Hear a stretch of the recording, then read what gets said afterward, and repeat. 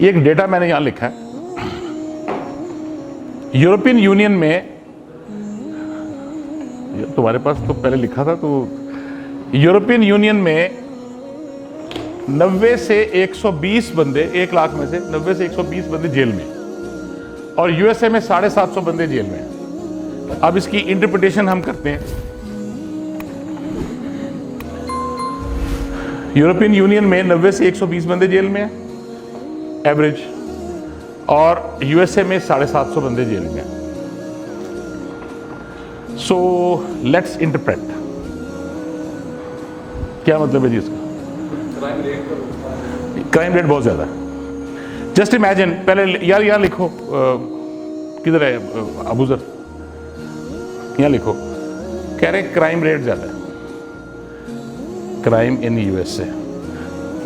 इसके अलावा तो नहीं कोई इसकी इंटरप्रिटेशन? वो कह रहा है जुडिशियल सिस्टम स्लो है, स्लो जुडिशियल सिस्टम। इसका मतलब है कि जरूरी नहीं है क्राइम ज्यादा हो, तो ये कह रहे हैं, तो कह रहे जुडिशियल सिस्टम स्लो है, तारीख बड़ी लंबी पड़ती है, तो वो जेल में ही होंगे। हाँ, पॉसिबिलिटी की बात कर रहे हैं। हाँ जी,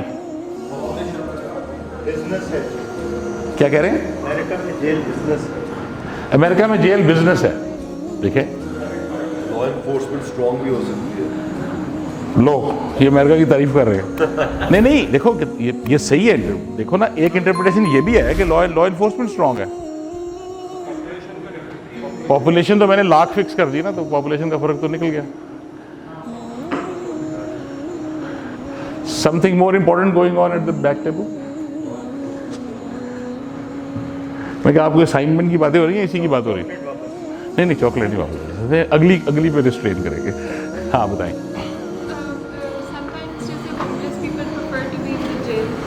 That's right. So I mean, it could be that they're living in the Look at the thinking. Sometimes homeless people do not have a place to stay, so they commit a small crime and go in jail. So that does not mean USA has more crime.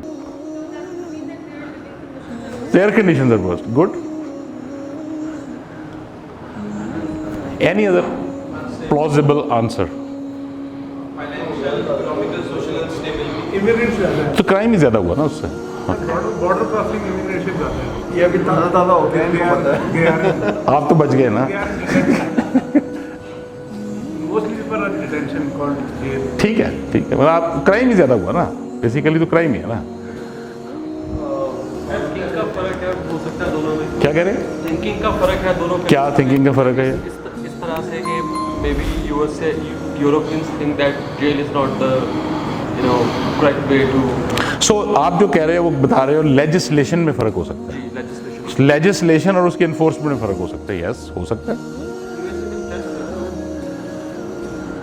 USA में stress क्यों ज्यादा है?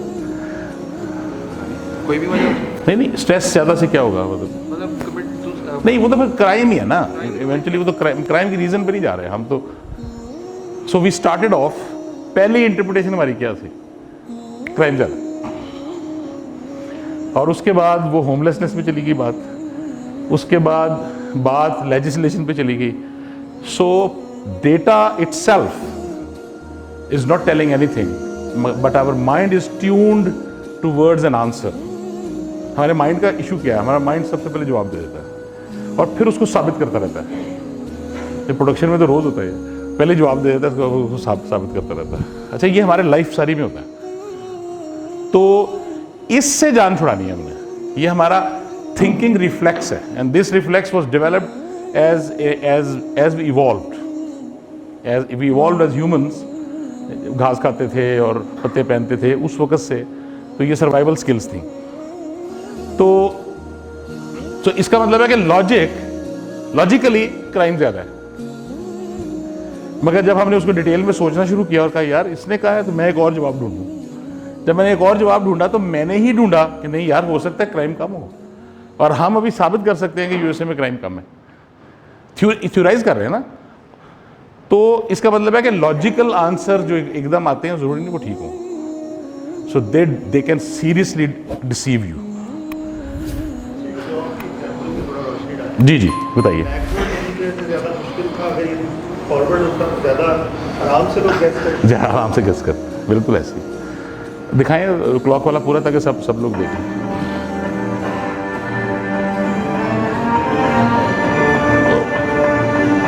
बताइए ना, working backwards. तो हमारा जो mind है वो फॉरवर्ड काम करता है, तो जैसे ही माइंड चैलेंज हुआ मुसीबत में पड़ गया। सो वो जो माइंड है वो हमारी आदत है ना, that is a thinking habit. तो थिंकिंग हैबिट्स अगर ठीक हो जाए ना, कि हमने सोचना कैसे है, और आहिस्ता आहिस्ता हम प्रैक्टिस करके उसको अपनी हैबिट को चेंज कर लें कि नहीं यार इसको मैंने ऐसे सोचना है, इसको मैंने यार होल्ड ऑन अ मिनट, और आगे हम जाएंगे तो देखेंगे कि कैसे हम थिंकिंग को चैनलाइज कैसे कर सकते हैं, उसको टाइम कैसे दे सकते हैं, और इतना प्रोडक्टिव बना सकते हैं कि आप सोच ही नहीं सकते। सो वेस्टर्न थॉट जो है ना वो एनालिसिस पे, जजमेंट पे, आर्ग्यूमेंट पे बेस्ड है। हमारा माइंड इसे बहुत जल्दी जज करता है, और judgments are lot of times wrong. आप कभी एक्सपेरिमेंट करें, एक नए बंदे को मिलें और जो पहली जजमेंट आपके जहन में आती है ना उसको कहीं लिख लें, और उसके बाद आप उसको मिल रहे हैं, 2 दफ़ा मिले, 4 दफ़ा मिले, it will evolve, it will change, और समटाइम्स इट इज़ 180 डिग्रीज। तो उसको लिखें ताकि फिर आपको ये महसूस नहीं होता कि मैंने उस वक्त क्या सोचा था।